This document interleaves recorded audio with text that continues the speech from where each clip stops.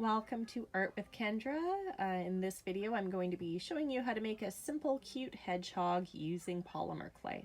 So I'm going to start with a little ball here, and you can see my colors aren't perfectly blended, but that's actually okay because half of this is going to be hidden.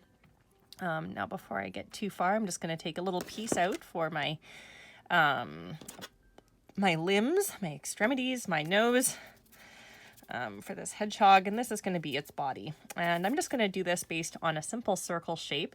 The reason I like circles is because they are strong, and polymer clay isn't a very strong clay. I find that it breaks if you're not careful. So that's why I like to start with this circle. And I'm also going to need a couple of circles for the legs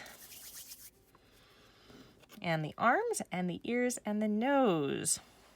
The legs, I like to do a little bit thicker than the arms. The nose, I like to do thicker than the legs. So I'm just going to make a collection of little balls here, and then once I have them all made, I'll decide which ones are best for what purpose. The ears are the smallest. Oh, that's probably too small. There we go. These are all relatively similar. This one's noticeably bigger.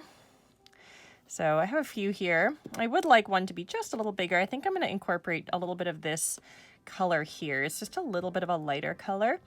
And that'll help the nose to kind of pop a little bit. In reality, the nose usually is a little darker, but you know what? We're doing a toy, a cartoon style toy, so we can do whatever we want. All right, so we have our nose, we have our legs, we have arms, we have ears, we pretty much have everything here. We have our body. So hedgehogs have 5,000 quills in their lifetime.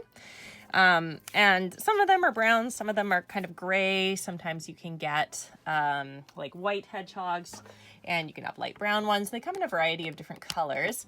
So I'm just going to stick with brown today. Brown is nice because it's an easy color to make, and you can see this ball is smaller than this one.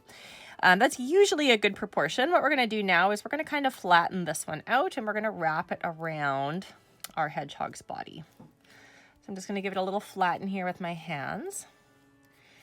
There we go. And the quills will wrap around at least half of the hedgehog's body. So that looks pretty good. It might even be a bit too big. Usually on the top, they have a little bit of a point kind of in between their eyes. So I'm just going to group that together like that. And then I'll kind of spread the rest out as I see fit. But that point, I do want to get started here. All right. So pick the dirty side to go on the back. And there's my point like that. And then very carefully, I'm just going to kind of wrap the rest around. It almost looks like somebody's hair right now on a face. And, you know, that's how I would actually start that as well.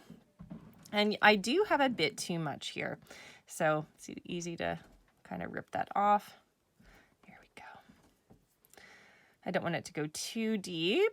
And I am going to texture this, so I don't mind the overlap here. But if you ever want to smooth out clay, you can just take your finger and very lightly kind of massage the seam, and I can usually get it pretty much out. Make sure that your hands are clean and not too dry. There we go. Okay, so I have a little peak here. This is going to be the top of my hedgehog. And then around the edges, that's going to be all quills. And then at the bottom are going to be my feet. So I have top. I know where everything is now. So now what I'm going to do is I'm going to give it feet. Actually, maybe I'll do the feet at the end this time because I want to keep it kind of facing up. So I'm just going to lie it on its back. I don't have eyeballs yet, so I'm going to do two little black circles for the eyeballs here.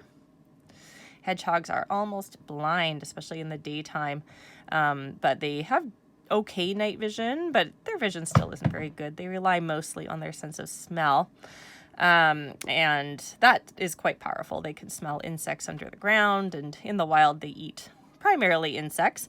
And bonus, it's insects that gardeners don't want in their garden. So hedgehogs are a nice, popular garden friend. Now we're just going to make a very simple hedgehog here. So here's our nose. We're just going to put it on like that. I hear my son calling, so we're probably going to get a visitor here in just a second. Here we go. I'm going to have to kind of rework the shape in the back a little bit here. Now my eyes are these teeny weeny little black dots, and they can be a bit tricky. So I'm just going to put both of them on, and then I'm going to flatten them in when I have them positioned. Now when I'm flattening them in, I'm just going to use the back of my nail here. Just because I have control with the back of my nail. You could use a spoon, but I don't know. I think because my nail is attached to my hand and my hand is what I'm using, I just like to go right in and use my hand for those things. Now the nose is usually a bit gray. So I will just mix a little teensy bit of gray here. Shouldn't take me too long because it's such a small amount of clay. I'm just kind of mesh that together just so it doesn't feel like an eye. Put the little nose on top. There we go. Here's our little nose. All right. So now we need to add our feet, and our feet are here. So I'm going, actually I'll add the arms next. Okay, so arms, let's see, this is a foot. I think that's a foot. Those are the big ones, I think. Well, it's hard to tell, isn't it? Maybe those two. All right, this is going to be an arm. So I'm just going to do a little bit of a cone shape. And I want to stick the arm on the inside of the quills. There we go. I'm going to do the same thing on this side. You'll probably notice my clay is starting to look a little dirty.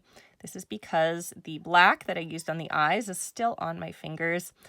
It doesn't bother me too much, but if it bothers you, then you can clean your hands, but that just seems like a lot of work to me. Now I'm going to stick on those feet.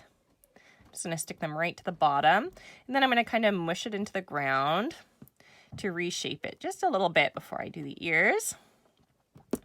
Make sure it stands. There's our little feet down there. Oh, it's so cute. Now I'm going to do the ears, squeeze like that. And then we put one ear there, and I'm just going to put a little bit of pressure on the front to kind of fasten it. It'll also help to curve it out. It's a little bit too much. You can see here. Hi, Callum. My son is here. Oh, Callum, Mommy's just almost done, okay? No. Is Mommy making a hedgehog? No. Yes, I am. Your turn, hey?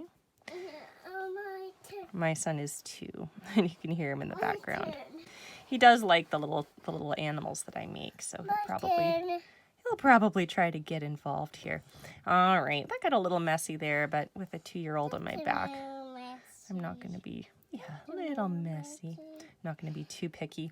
I do like to kind of give a little bit of a shape in the ears. I'm just going to use a pen and just go like that for my ears.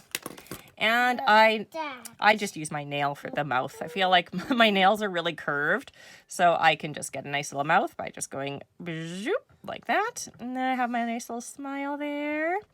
And now I have my hedgehog, but I do want to add just a little bit of texture to the back as well. I have this tool, which is nice for texture. So I'm just kind of going to go through the whole thing and just put a little bit of pressure on the tip and get those kind of quills patterned in, trying not to line them up too much.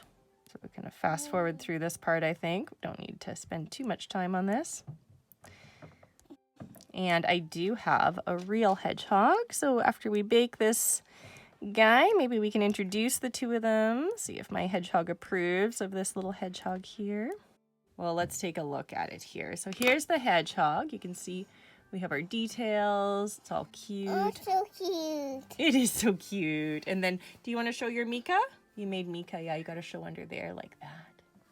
There's Mika. Hi, Mika. I'm a hedgehog. Hi, I'm Mika. Hi, Mika. Nice to see you, Hedgehog. Nice to see you too.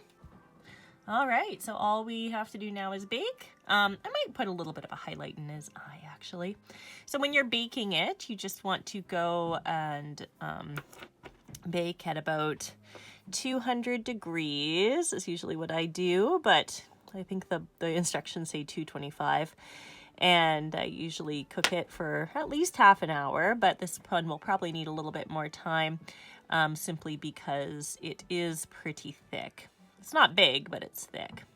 Just placing those highlights. I have this little tool here I'm going to use to kind of make sure they're in exactly the right place. Actually, you know what I'm going to do? I'm going to be really finicky. I'm going to put a little hole here. And then I'm just going to kind of nudge that into that space. There we go. Nice control that way. And I'm going to do the same thing over here. Little hole right there. There we go. Now we have little highlights in our eyes. All right, well, thank you for creating with me today. I hope you enjoyed this tutorial and this cute little hedgehog, nice and simple, and I hope to see you again soon. Wait, hold on. We still need to introduce our hedgehog to Lady McNyum, my pet hedgehog. So we're baked. Here's my hedgehog. And she doesn't seem too interested. Maybe. No? Yeah, pretty uninterested in the hedgehog. Yep, I guess you can't please everyone. All right, bye for real this time.